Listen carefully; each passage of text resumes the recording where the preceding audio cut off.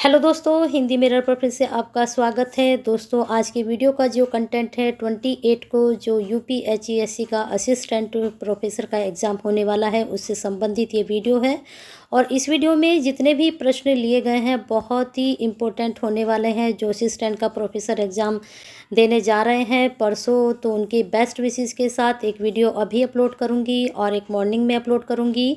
Morning की जो video होगी वो लास्ट वीडियो होगी। और जितनी भी प्लेलिस्ट मैंने 3 प्लेलिस्ट बनाई हुई हैं असिस्टेंट प्रोफेसर संबंधित कंटेंट, उनमें बहुत है। आप देखिए, अगर आज आप ही चैनल से जुड़े हैं तो तीनों प्लेलिस्ट को ज़रूर देखिए। असिस्टेंट यूपीएचईसी करके 3 प्लेलिस्ट बनी हुई हैं आपके। तीनों प्लेलिस्ट में अलग अलग कंटेंट आपको मिलेगा, तो उन्हें ज़रूर देखें जो चैनल से आज जुड़े हैं।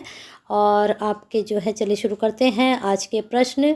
निम्नलिखित में से किसको चालकोलिथिक युग भी कहा जाता है? चालकोलिथिक युग भी कहते हैं पुरा पाषाण युग को, नवपाषाण युग को, ताम्र पाषाण युग को या फिर लौह युग को। तो निम्नलिखित में से जो ये चालकोलिथिक युग कहा जाता है वह कहा जाता है ताम्र पाषाण युग को। चलिए इसकी डिटेल थोड़ा सा जान लेते हैं। जिस काल में मनुष्य ने पत्थर और तांबे के औजारों के साथ साथ प्रयोग किया उस काल को ताम्र पाषाण युग कहते हैं। इसे चालकोलिथिक युग भी कहा जाता है। सर्वप्रथम जो धातु औजारों के रूप में प्रयुक्त थी वह तांबा थी, यानी कि जो धातु पहले यूज हुई वह तांबे के रूप में प्रयोग हुई थी।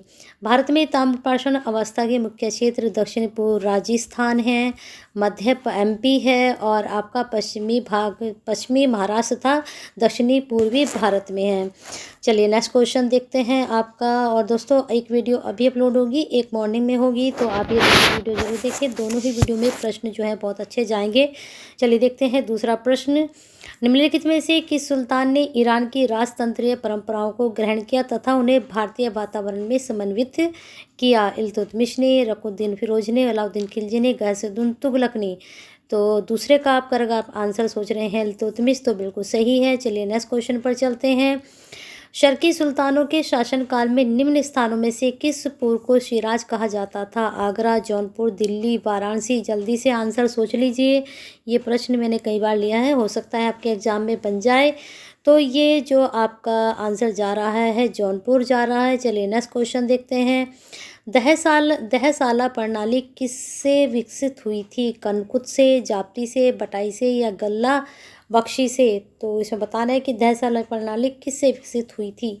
तो फोर्थ का आंसर अगर आपने आंसर लगाया है जाप्ती, तो बिल्कुल सही है। चलिए नेक्स्ट क्वेश्चन पर आप कर चलते हैं। नेक्स्ट क्वेश्चन है महलवारी प्रथा कहाँ लागू की थी? प्रश्न बहुत इंपॉर्टेंट है, एग्जाम में बन सकता है। चलिए देखते हैं। बंगाल और बिहार, दक्षिण भारत, उत्तर प्रदेश और राजस्थान और उड़ीसा। तो इसमें जो आपका प्रश्न का आंसर जा रहा है वह सी जा रहा है। ये हुई थी उत्तर प्रदेश और राजस्थान महलवारी प्रथा। चलिए इसके बारे में थोड़ा सा देख लेते हैं। अंग्रेजों ने भू राजस्व की महलवारी प्रथा गंगा के दोआब, पश्चिम उत्तर प्रांत, मध्य भारत के कुछ भागों जैसे पंजाब में लागू किया। यह जमादारी प्रथा का संशोधित रूप था। ठीक है। नेक्स्ट क्वेश्चन है। निम्नलिखित में से कौन सा भारत में अंग्रेजी भू राजस्व नीति का परिणाम नहीं था? यहाँ पर पूछा गया है जो अंग्रेजों की भू राजस्व नीति थी उसका परिणाम नहीं था। किसानों की बढ़ती हुई गरीबी, किसानों पर बढ़ता हुआ ऋण भार, जमींदारी का विस्तार या फिर हस्तशिल्प उद्योगों का नाश। तो देख लीजिए आंसर, आप क्या सोच रहे हैं इसका आंसर, तो उसमें बताना है कौन सा इसका परिणाम नहीं था। 6 का। तो किसानों पर बढ़ता हुआ ऋण भार लगा लीजिए, कौन सा आप लगा रहे हैं, तो हस्तशिल्प उद्योगों का नाश, इसमें यह कारण नहीं था। ठीक है। चलिए देखते हैं, थोड़ा डिटेल में जान लेते हैं। ब्रिटिश शासन की भू राजस्व नीति जो थी वो कृषि व्यवस्था पर विनाशकारी प्रभाव पड़ा था। इससे किसानों में क्या हुआ, गरीबी बढ़ी, किसानों का ऋण भार भी बढ़ गया और जमींदारी का भी विस्तार हो गया। ये सब यहाँ पर कारण बने। लेकिन हस्तशिल्प उद्योग का इसमें नाश नहीं हुआ, कि उनको बल्कि बढ़ावा ही मिला। जब ये चीज़ें ख़त्म हो गई तो इसको बढ़ावा मिला। चलिए नेक्स्ट क्वेश्चन देखते हैं आपका। नेक्स्ट क्वेश्चन बन है, रानी लक्ष्मीबाई को अंतिम युद्ध में सामना करना पड़ा? किसका? ह्यूरोज का, गफ का, नील का, हैवलॉक का? तो आंसर सोच लीजिए, आप क्या सोच रहे हैं। रानी लक्ष्मीबाई को किसका सामना करना पड़ा था? अगर आपने सोचा है आंसर ए ह्यूरोज, तो बिल्कुल सही है। रानी लक्ष्मीबाई को अंतिम युद्ध में हीरो से सामना करना पड़ा था। सर्वप्रथम रानी लक्ष्मीबाई ने उसे हरा दिया, परंतु बाद में 1858 को हीरोज ने झांसी पर पुनः अधिकार कर लिया था। नेक्स्ट क्वेश्चन है 1921 का मोपला विद्रोह हुआ था। ये प्रश्न बहुत ही महत्वपूर्ण है, यह एग्जाम में पूछा जा सकता है आपसे। तेलंगाना, विदर्भ में, मालाबार में, वाड़ा में। तो सोच लीजिए आंसर, आप क्या आंसर सोच रहे हैं। अगर आपने आंसर सोचा है सी मालाबार में तो बिल्कुल सही है। मोपला विद्रोह केरल के, नोट कर लीजिए इसको, केरल के मालाबार में 1921 को हुआ था। यहाँ पर काश्तकार अधिकतर बटाईदार मुसलमान थे और जमींदार अधिकतर क्या थे, हिंदू थे। आंदोलन जमींदारों के जो शोषण था उसके खिलाफ उठाया गया था। नेक्स्ट क्वेश्चन है पीर पंजाल श्रेणी पाई जाती है। ये भी महत्वपूर्ण प्रश्न है, आपके ज्योग्राफी के संबंधित हो सकता है। अरुणाचल प्रदेश में, जम्मू कश्मीर में, पंजाब में, उत्तराखंड में। तो 9 का अगर आप आंसर सोच रहे हैं बी, जम्मू व कश्मीर में, तो बिल्कुल सही है। मध्य हिमालय की पीर पंजाल श्रेणी जम्मू कश्मीर में पाई जाती है तथा इसकी जो कतिपय श्रेणियां हैं कौन कौन सी हैं, धौलाधर, नोट कर सकते हैं आप, धौलाधर श्रेणी। और हिमाचल प्रदेश में जो है, हिमाचल प्रदेश की आप देख लीजिए, हिमाचल प्रदेश में जो है हिमाचल प्रदेश में नाग टिबा श्रेणी, वह महाभारत श्रेणी है। और नेपाल में जो है आपकी मसूरी श्रेणी कुमाऊं में पाई जाती है। नेक्स्ट क्वेश्चन है आपका, भारत के किस राज्य में मानसून का आगमन सबसे पहले होता है। असम में, पश्चिम बंगाल में, महाराष्ट्र में या फिर केरल में। तो सभी को पता है कि भारत का जो राज्य है केरल, वहाँ पर सबसे पहले मानसून का आगमन होता है। चलिए देखते हैं इसकी जानकारी। भारत मानसूनी जलवायु का देश है, ये सभी को पता है, परंतु इसके वृहद भौगोलिक विस्तार, प्रायद्वीपीय जो हैं आकृति, हिमालय जैसी विशाल पर्वत श्रृंखला की उपस्थिति के कारण भारत की जलवायु में काफ़ी आंतरिक विषमता देखने को मिलती है। और भारत का जो आधा भाग है कैसा है, शीतोष्ण, ये भी नोट कर लीजिए, एग्जाम में इस तरह का प्रश्न ही बनता है। शीतोष्ण कटिबंध में स्थित है। इसके बावजूद हिमालय पर्वतमाला की उपस्थिति के कारण भारत में उपोष्ण प्रकार की जलवायु पाई जाती है। ठीक है, 1 जून को प्रतिवर्ष केरल में मानसून पहुंचता है। चलिए नेक्स्ट क्वेश्चन देखते हैं आपका, चंद्रमा पर, हाँ ये 10 हो चुका है। चंद्रमा पर वायुमंडल नहीं होने का क्या कारण है। यह पृथ्वी के निकट है, सूर्य से प्रकाश प्राप्त करता है, ये पृथ्वी की परिक्रमा करता है, या फिर इस पर गैस अणुओं का पलायन वेग उनके वर्ग माध्य मूल वेग से कम होता है। तो प्रश्न क्या है आपका कि चंद्र पर वायुमंडल नहीं होने का क्या कारण है। तो यहाँ पर ऑप्शन है, जल्दी से सोच लीजिए आंसर। ABCD में आप क्या सोच रहे हैं। अगर आप सोच रहे हैं डी कि इस पर गैस अणुओं का पलायन वेग उनके वर्ग माध्य मूल वेग से कम होता है, इसलिए ऐसा है। तो देखते हैं, इसका पृथ्वी की निकटता से कोई संबंध नहीं और न ही सूर्य से प्रकाश प्राप्त करने से। पृथ्वी भी सूर्य की परिक्रमा करती है, परंतु यहाँ पर वायुमंडल विद्यमान है। ठीक है, चलिए नेक्स्ट क्वेश्चन देखते हैं। निम्नलिखित लवणों में से सागरीय जल लवणता में किसका अधिक योगदान है। Calcium sulphate, magnesium chloride, magnesium sulphate या फिर सोडियम क्लोराइड। जल्दी से सोच लीजिए, सागरीय जल लवणता किसके अधिकतम योगदान है। तो 12 का अगर आपने सोचा है आंसर डी, सोडियम क्लोराइड, तो बिल्कुल सही है। इसका अगर आपको हम बताएं कि जो है सोडियम क्लोराइड में जो लवण की मात्रा होती है वो 77.8% होती है। और जो है मैग्नीशियम क्लोराइड की, ये भी नोट कर लीजिए, मैग्नीशियम क्लोराइड की जो होती है वह 10.9 होती है।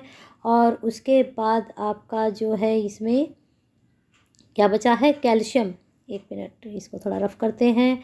कैल्शियम सल्फेट की जो मात्रा होती है वह होती है 3.6। और उसके बाद सोडियम क्लोराइड की मैंने आपको बता ही दी है कितनी होती है, चारों आपके हो चुके हैं। चलिए नेक्स्ट क्वेश्चन पर चलते हैं आपके। निम्न में से कौन एक संसदीय प्रणाली का एक आवश्यक गुण है।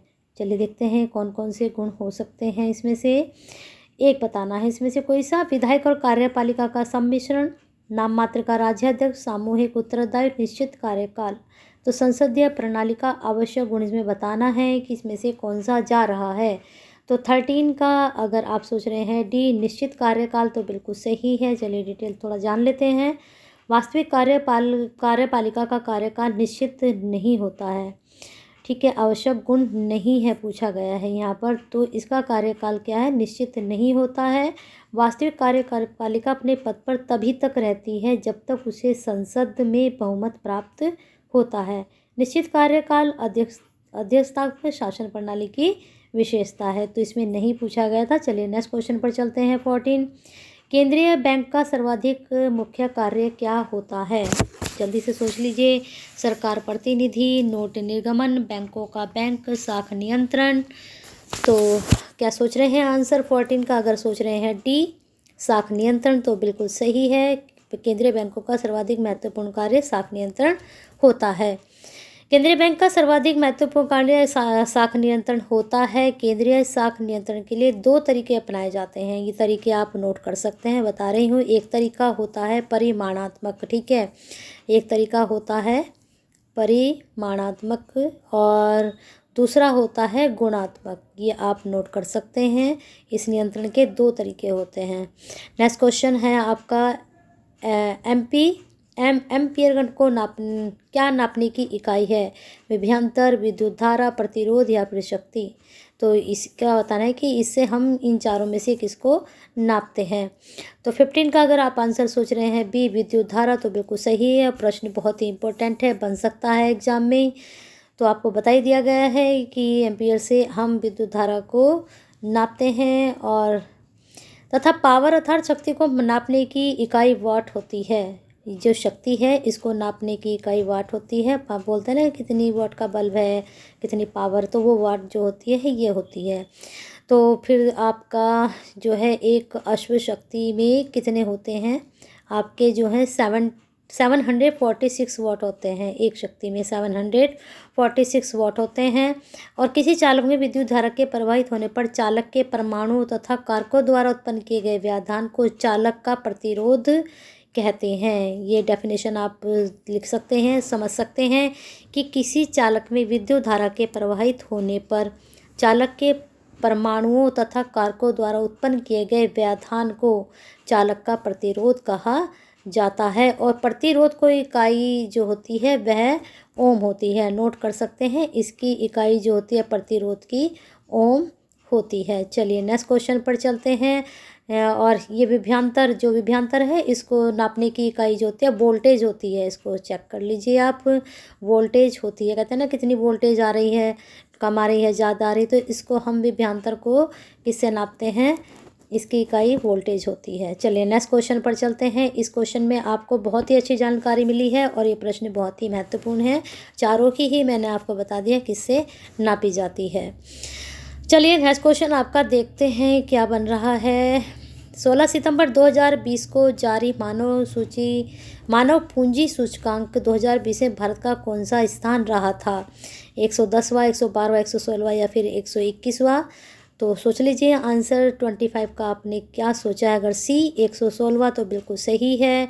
विश्व बैंक द्वारा जो है 2020 को जारी ये जो होता है विश्व बैंक के द्वारा जारी होती है मानव पूंजी सूचकांक। तो इसमें जो भारत का स्थान था वह 116वां था। और नोट कर लीजिए 174वां जो स्थान मिला था वह अफ्रीकी गणराज्य को मिला था। नेक्स्ट क्वेश्चन है, गिरीश चंद्र मुर्मू किस क्रम के लिए नियंत्रक व मालिका परीक्षा CAG नियुक्त किए गए थे? तो कब किए गए थे ये देख लेना इसकी डेट, लेकिन किए गए थे कब, कौन से? तो ये 14वें किए गए थे। नेक्स्ट क्वेश्चन हम देखते हैं आपका, समावेशी इंटरनेट सूचकांक 2020 के अनुसार भारत को किस पायदान पर रखा गया था? 2020 के अनुसार, ठीक है। 44वें, 45वें, 46वें या फिर 47वें? तो 27 का आपका आंसर जाएगा सी, 46वें स्थान पर रखा गया था।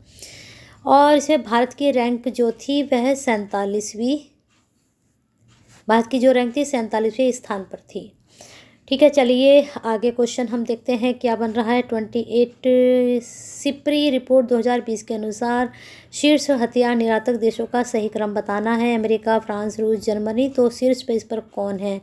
तो शीर्ष पर इसके अमेरिका ही है। सॉरी, इसमें आपका बी आंसर जाएगा। से पूछा है कि सिपरी रिपोर्ट के अनुसार शीर्ष स्थान निर्यातक देशों का सही क्रम हमें बताना है, तो इसमें आपका आंसर जाएगा बी। ठीक है, एक मिनट, यहाँ पर हमें देखना है बी आंसर इसका सही जा रहा है। तो पहला, तीसरा, दूसरा और चौथा, तो पहले पर अमेरिका ही है और फिर आपके रूस है और उसके बाद आपका फ्रांस, फिर लास्ट में आपका जर्मनी। तो इस तरह से ये कूट है इसका। चलिए नेक्स्ट क्वेश्चन देखते हैं। नोएडा उत्तर प्रदेश के किस जिले में अवस्थित है? गौतम बुद्ध नगर, गाजियाबाद, मेरठ या फिर शाहजहाँपुर? तो 29 का ए जाएगा गौतम बुद्ध नगर। नोएडा अर्थात इसकी नोएडा की जो है आप देख लीजिए, new Okhla industrial development authority. Noida की जो फुल फॉर्म है आप नोट कर सकते हैं, न्यू ओखला। ठीक है, new Okhla industrial development authority, और ये गौतम बुद्ध नगर जिले में स्थित है और यह राष्ट्रीय राजधानी क्षेत्र का उपनगर है। नोएडा और ग्रेटर नोएडा दोनों उत्तर प्रदेश के गौतम बुद्ध नगर जिले में ही स्थित है। ग्रेटर नोएडा भी है और नोएडा भी। ठीक है, नेक्स्ट क्वेश्चन हम देखते हैं। उत्तर प्रदेश का सबसे पूर्वी निम्नलिखित में से कौन सा है पूर्वी शहर? बलिया, आजमगढ़, बाराबंकी या फिर बस्ती? तो उत्तर प्रदेश का सबसे पूर्वी शहर, अगर आप आंसर सोच रहे हैं 30 का ए, तो बिल्कुल सही है, बलिया। ठीक है, इसकी थोड़ा जानकारी देखते हैं। उत्तर प्रदेश का सबसे पूर्वी पश्चिमी जिला बलिया तथा शामली है। शामली भी नोट कर सकते हैं आप, शामली है। जबकि सबसे उत्तरी और दक्षिणी जिला जो है वो सहारनपुर और सोनभद्र है। बलिया की पूर्वी सीमा बिहार के 3 जिलों भोजपुर, छपरा तथा सिवान से घिरा हुआ है। तो बहुत अच्छी जानकारी। चलिए नेक्स्ट क्वेश्चन 35। किस बैंक ने वित्तीय समावेशन के लिए ग्राम संपर्क अभियान की शुरुआत की थी? से SBI ने, BOB ने, PNB ने या फिर UBI ने? तो 35 का अगर आप आंसर सोच रहे हैं सी, PNB, तो बिल्कुल सही है। सार्वजनिक क्षेत्र के bank Punjab national bank PNB ने वित्तीय समावेशन के लिए ग्राम संपर्क अभियान की शुरुआत की थी। यह अभियान डिजिटल क्रेडिट, सामाजिक सुरक्षा और वित्तीय साक्षरता पर केंद्रित है। देख लीजिए, क्या लिख लीजिए चाहे इनको, एक तो डिजिटल है और एक क्रेडिट है। डिजिटल है और आपका क्रेडिट है और साथ में सामाजिक सुरक्षा और वित्तीय साक्षरता पर केंद्रित है ये। Next question. केंद्रीय सूचना आयोग के नए मुख्य सूचना आयुक्त को किसे नियुक्त किया गया है? वर्षा जोशी, राजेश कुलर, विशाल विशर्मा, यशवर्धन कुमार सिन्हा?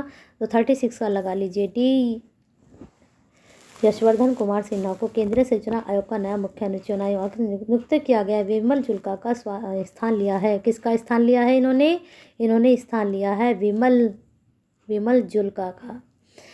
चलिए नेक्स्ट क्वेश्चन हम देखते हैं। सिटमैक्स 2020 सैन्य अभ्यास में कुल कितने देशों ने भाग लिया था? 2 ने, 3 ने, 4 ने या 5 ने? तो 37 का अगर आपने सोचा है बी, तो 3 ने लिया था। देख लीजिए कौन कौन थे ये। भारत था, सिंगापुर था और थाईलैंड था। तीनों के आप नाम लिख सकते हैं। नेक्स्ट क्वेश्चन हम चलते हैं। COP26 का आयोजन किस स्थान पर होगा? लंदन ब्रिटेन, पेरिस, ग्लासगो या फिर मैड्रिड स्पेन? तो 38 का आप आंसर लगा लीजिए। संयुक्त राष्ट्र ब्रिटेन की संयुक्त मेजबानी में 12 दिसंबर 2020 को घोषणा की गई थी कि 2021 का COP26 कहाँ होगा? ग्लासगो स्कॉटलैंड में आयोजित होगा। ठीक है, और इसके बारे में अच्छे से पढ़ लीजिए। COP26 इसके बारे में नेट में क्वेश्चन जरूर बनता है, ये वहाँ पर सिलेबस में भी आपके है। चलिए नेक्स्ट क्वेश्चन देखते हैं। टीवी चैनलों की TRP प्रणाली की समीक्षा हेतु किसकी अध्यक्षता में एक समिति गठित की गई? शशि वेम्पति, राजीव महर्षि, अमिताभ कांत या फिर KV कामत? तो 39 का अगर आप सोच रहे हैं ए, शशि वेम्पति, तो बिल्कुल सही है। Next question. हाल ही में राष्ट्रीय कार्यक्रम परियोजना प्रबंधन नीति प्रारूप का शुभारंभ किसके द्वारा किया गया था? नीति आयोग, भारतीय गुणवत्ता परिषद, वित्त आयोग, नीति आयोग, भारतीय गुणवत्ता परिषद के संयोग से? तो 40 का लगा लीजिए आंसर, नीति आयोग, भारतीय गुणवत्ता परिषद के संयोग से। तो इस प्रकार से आपके ये प्रश्न कंप्लीट हो चुके हैं 40, और नेक्स्ट वीडियो के लिए बने रहिए मॉर्निंग तक आपको एक दूसरी वीडियो भी मिलेगी और उसमें भी काफ़ी महत्वपूर्ण प्रश्न आपके रहेंगे और वो काफ़ी लेंदी वीडियो भी आपकी जाएगी। तो बने रहिए हिंदी मिरर के साथ। पसंद आया है तो क्या करना है, आपको लाइक करना है, प्लस शेयर करना है, प्लस कमेंट भी ज़रूर करना है। पता है कि इस वक्त आप बहुत बिजी हैं, आपका पेपर परसों है और आप इस टाइम भी नहीं मिल रहा होगा, लेकिन थोड़ा सा टाइम निकाल कर आप लाइक कीजिए, शेयर कीजिए, क्योंकि आप जैसे ही असिस्टेंट का प्रोफेसर देने वाले काफ़ी जो हैं प्रोफेसर देने जा रहे हैं। तो चलिए कमेंट भी कीजिए, शेयर कीजिए और बेल आइकन हिट कर दीजिए, सब्सक्राइब कीजिए, क्योंकि आगे भी आप इस तरह के एग्ज़ाम देते रहेंगे। तो हिंदी मिरर का जब आप ये बेल आइकन हिट कर देंगे, सब्सक्राइब कर देंगे, तो इसी तरह के आपके जो आगे कंपटीशन आएंगे तो उनकी भी तैयारी करवाई जाएगी और आप जुड़े रहेंगे तो आपको पता चलता रहेगा। चलिए हिंदी मिरर के साथ जुड़े रहिए और अपना प्यार और साथ ऐसे ही बनाकर रखिए।